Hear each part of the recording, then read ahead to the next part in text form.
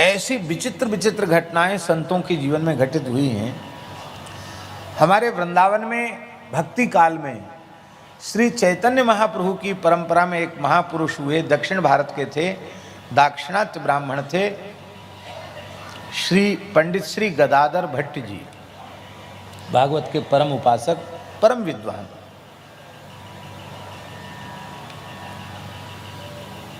आज भी श्री गदाधर भट्ट जी की भागवत जी विराजमान है वृंदावन में, जिनसे वो नित्य पाठ करते थे। अद्भुत महापुरुष। तो वृंदावन में कथा होती थी भट्ट जी की। ये बात है लगभग 500 वर्ष पुरानी, अकबर के काल की। उसी समय राजस्थान का एक राजा जिसका नाम था कल्याण सिंह, उसकी ब्रज में बड़ी निष्ठा थी और वो वृंदावन मथुरा के मध्य में एक धौरेरा गांव है। उस धौरेरा गांव में एक कोठी बना करके, महल बना करके वो रहने लग गया, सपत्नी। तो घोड़े पर चढ़ कर के रोज कथा सुनने आता था। तो कथा का प्रभाव राजा के जीवन में पड़ा। तो उस काल में राज परिवारों में बड़ी भारी मर्यादा होती थी। जहाँ पुरुष वर्ग बैठा हो वहाँ राज परिवार की स्त्रियाँ नहीं जाती थी।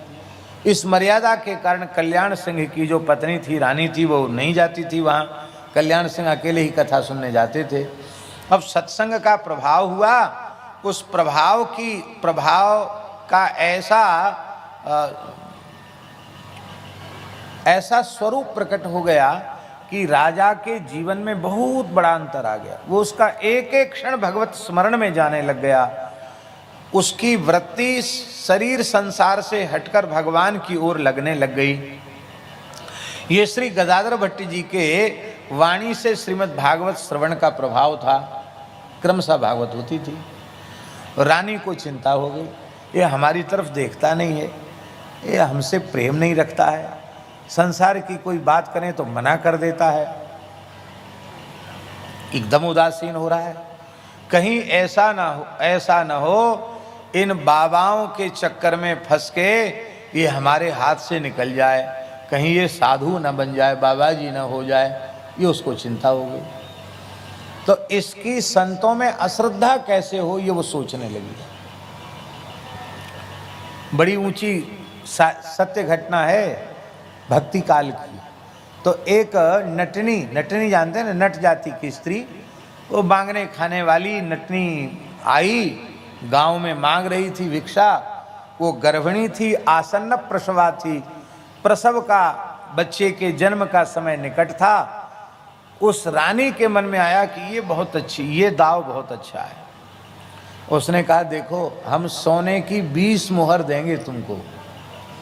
20 मुहर क्या होती उस जमाने में, अकबर के काल में 20 स्वर्ण मुद्रा हम तुम्हें देंगे। तुम एक ही काम करो। वृंदावन में एक महात्मा कथा कहते हैं, गदाधर भट्ट जी, जब श्रोताओं का समाज बैठा हो, मेरे पतिदेव वहाँ बैठे हो, तो तुम वहाँ बीच में खड़े होकर बोलना, महाराज आपने मुझे गर्भवती बनाया है, अब बच्चे के जन्म का समय निकट हो गया, आपने हमारी व्यवस्था नहीं की, मेरी व्यवस्था करो। इससे बड़ा आरोप साधु पर तो और दूसरा कुछ हो ही नहीं सकता। उस बेचारी ने तो मोहर देखी नहीं थी। कौड़ियों में, भिक्षा में कौड़ियाँ मिलती थी। उसने कहा कि तुम जो कहो, हम तो नंगा नाचने के लिए तैयार हैं, पैसा हमको दो। तो खूंट में उसने 20 सोने की मोहर बांध ली। पहुंची, कथा हो रही थी, कल्याण सिंह बैठे थे और वो उठ के खड़ी हो गई। स्वामी जी पीछे कहने कथा, पहले मेरा समाधान करो।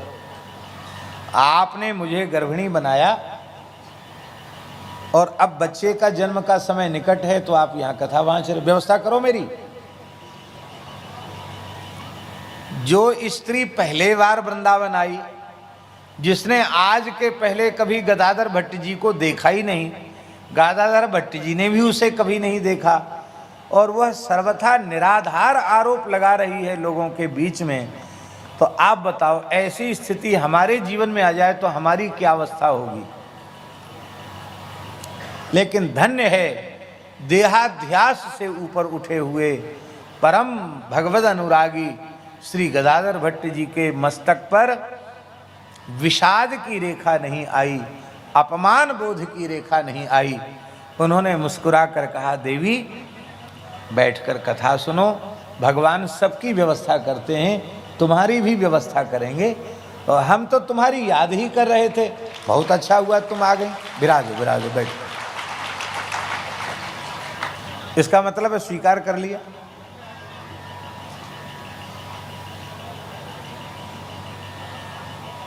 कल्याण सिंह जी बड़े बुद्धिमान थे। उन्होंने मन में सोचा कि मैं राजा हूं, कोई भी अपराधी व्यक्ति सरलता से अपराध कभी स्वीकार नहीं करता,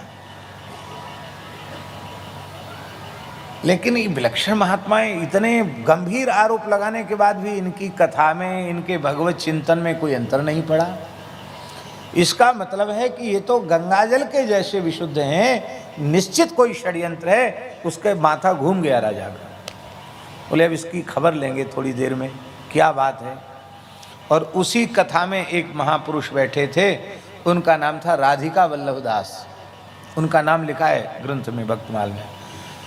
उन्होंने उस नटनी को एकांत में बुलाया, मारा पीटा नहीं, केवल धमकाया। लठ लिए थे, महात्मा नागा होंगे, तो उन्होंने 10-5 लट्ठे इधर पटके, 10-5 उधर पटके, खूब जोर से हड़काया उसको। देखो सत्य बोलोगी तो कोई बात नहीं, झूठ बोलोगी तो जीवित नहीं जा पाओगी, यहाँ से समझ लेना। वो डर गई, उसने तुरंत मोहर दिखा दी। एक कल्याण सिंह है, मैं तो पहचानते नहीं, उसकी रानी ने हमको मोहर दी है।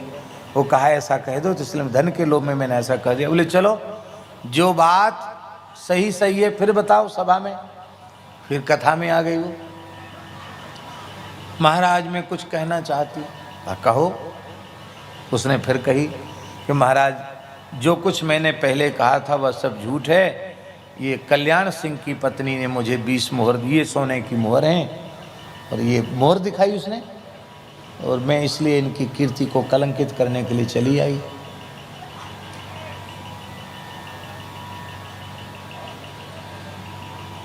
गदाधर भट्टी जी ने कहा कि इस बेचारी से कुछ मत कहो, इसको धन मिल गया है, भैया तू धन लेके जा, और कुछ आवश्यकता हो तो तेरी व्यवस्था करें। बोले नहीं।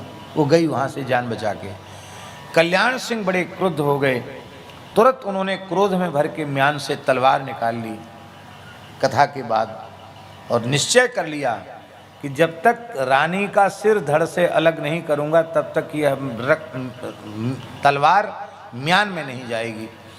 उनके इस अभिप्राय को महाराज गदाधर भट्ट जी ने समझ लिया, और उन्होंने कहा कि राजन बिल्कुल ठीक कहा महापुरुषों ने कि रजोगुणी तमोगुणी जीवों पर सत्संग का पूरी तरह प्रभाव नहीं होता है। इतने दिन तक कथा सुनने के बाद भी तुम्हारा तमोगुण नहीं गया। रानी का तुम वध करना चाहते हो, स्त्री का वध करना चाहते हो, पत्नी का वध करना चाहते हो, उसका कोई अपराध नहीं, वो तो संसार की सामान्य स्त्री है। उसके मन में जो भावना आई उसने अपने मन के भावना के अनुसार कार्य किया। अपराध तुम्हारा है, तुम्हारा अपराध है, उसका कोई अपराध ना। इस नटनी का अपराध है और ना रानी का अपराध है, अपराध तुम्हारा है। हमारा क्या अपराध है? बोले तुम्हारा अपराध ये है कि तुम गृहस्थ हो, अकेले भजन करते हो, अकेले सत्संग करते हो। सपत्नीक सत्संग करते होते तो उसकी भी बुद्धि निर्मल हो गई होती, फिर वह इस प्रकार के आरोप लगा करके किसी को लज्जित अपमानित करने की दुर्वृत्ति उसमें क्यों आती। इसलिए गृहस्थ व्यक्ति को पत्नी के सहित, परिवार के सहित कथा श्रवण करनी चाहिए। और अब वो राजकुल की जो मर्यादा है वो महल में रखो, पर कथा में उसको लाया करो।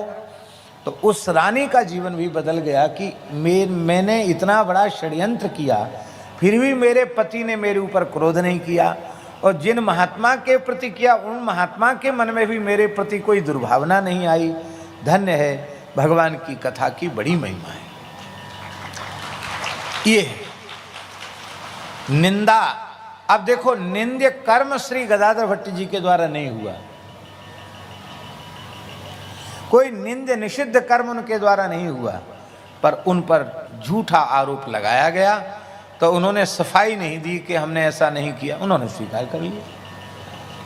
ये है इसका आशय। पाप नष्ट होता है निंदा से, स्तुति से पुण्य नाश होता है और निंदा से पाप नाश होता है। तो हमारी निंदा कर रहा है तो हमारे पाप ही नष्ट हो रहे। महापुरुषों ने यहाँ तक कहा है कि सुअर से ज्यादा हितकारी होते हैं निंदक। सुअर जो है वो तो बाहरी मल को साफ करते हैं और ये तो अपनी जिह्वा से भीतर के मल को भी साफ कर देते हैं। तो निंदकाः शूकरा शैव सफला निर्मता हरे। भगवान की सफल सृष्टि में सुअर और निंदक दो ही हैं। वो बाह्य मल का शोधन करते हैं और ये आंतर मल का शोधन कर देते हैं। इसलिए निंदकों की प्रशंसा की गई है, निंदा नहीं की गई है। तो शास्त्री जी, निंदकों में पाप अशुभ और प्रशंसकों में शुभ चले जाते हैं। भगवान इतने करुणामय हैं कि अपने भक्त को कर्म का बंधन नहीं पड़ने देते हैं। इस बात को भगवान ने चीरहरण के प्रसंग में कहा, नमय्या वेशत धियाम कामः कामाय कल्पते भर्जिता क्वथिता धानाः प्रायो विजाय निश्चिते। भगवान कहते हैं कि जिनकी बुद्धि मुझ में लग गई है, उनके मन में कथनचित कोई कामना ही उत्पन्न हो जाए तो भी वह उनको संस्कृति के चक्र में, जन्म मृत्यु के चक्र में डालने वाली नहीं होती है।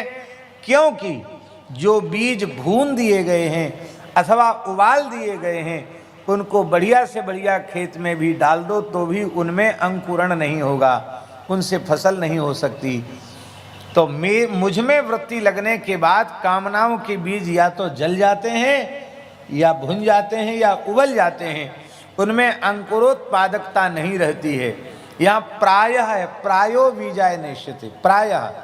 प्रायः का अर्थ है कि कथनचित भगवान ही चाहें कि मेरे भक्त का द्वारा जन्म हो और उसके ज्ञान भक्ति वैराग्य का लाभ पूरे संसार को मिले, तो भगवान कोई कामना का बीज शेष छोड़ देते हैं जिसके कारण उसको द्वारा जन्म हो जाता है।